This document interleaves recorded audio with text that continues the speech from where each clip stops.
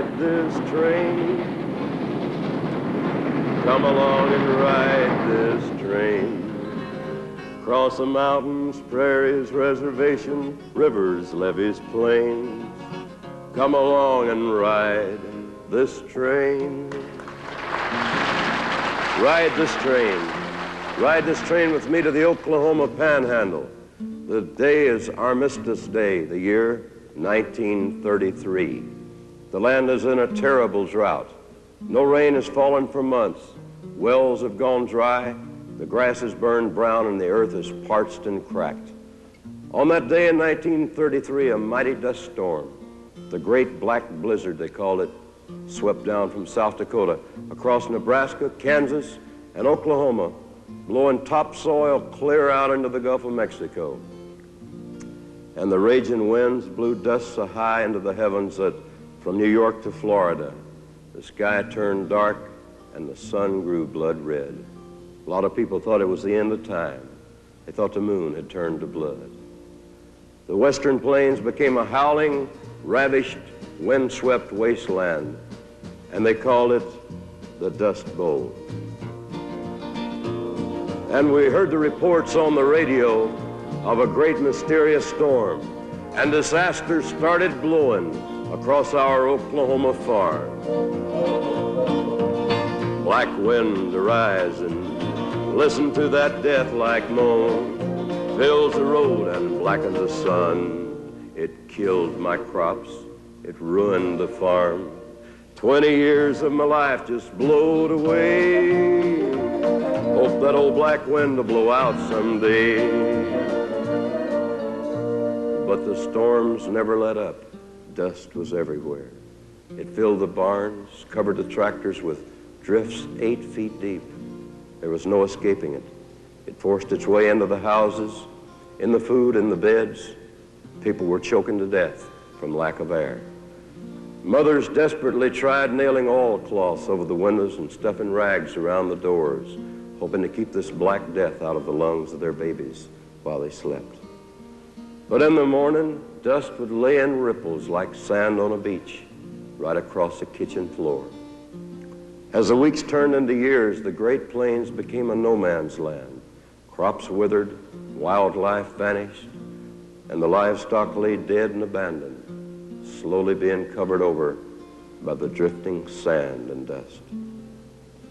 The only life that remained was a grim and a weary people, praying for rain and hoping for a miracle.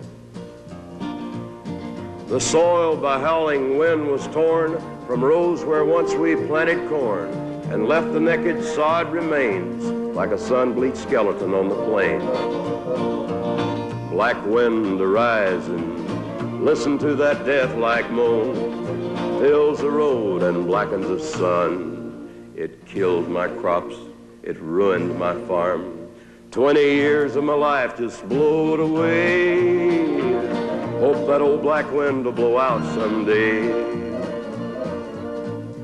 For 5 years the winds blew, and with nothing left to keep them on the farms, people began to pack up and leave. California to the west was the promised land, and soon the highways were lined up with Model T Fords, 1927 LaSalles, piled high with mattresses, pots, pans, kids, dogs, chickens, and a bunch of Carter family records. All their worldly goods tied to the car running board and bulging suitcases and stuffed flour sacks. Okies, they called them. And it said that as many as 500,000 left the Dust Bowl in those hard and dirty years. California cotton fields, where the labor camps were full of worried men with broken dreams. California cotton fields was as close to wealth as Daddy ever came. Almost everything we had was sold or left behind, from Daddy's plow to the fruit that Mama canned. Some folks came to say farewell and see what all we had to sell, but some just came to shake my daddy's hand. Well, the Model A was loaded down and California bound, and a change of luck was just 4 days away. But the only change that I remember seeing for my daddy was when his dark hair turned to silver gray.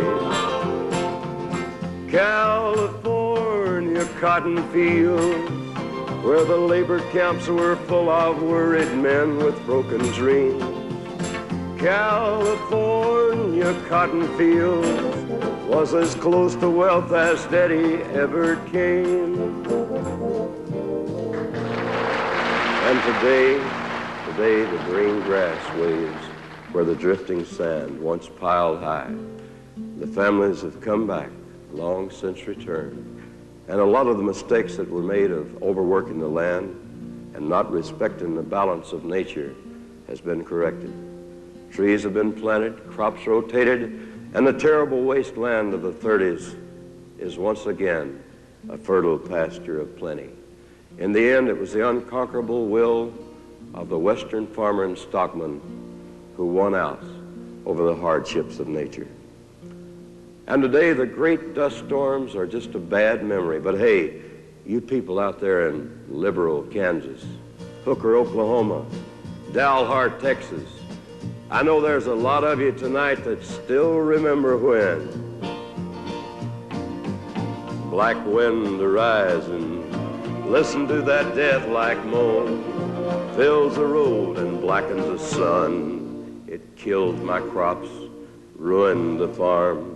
20 years of my life just blowed away. Hope that old black wind will blow out someday. Take it easy, Okies. God bless you.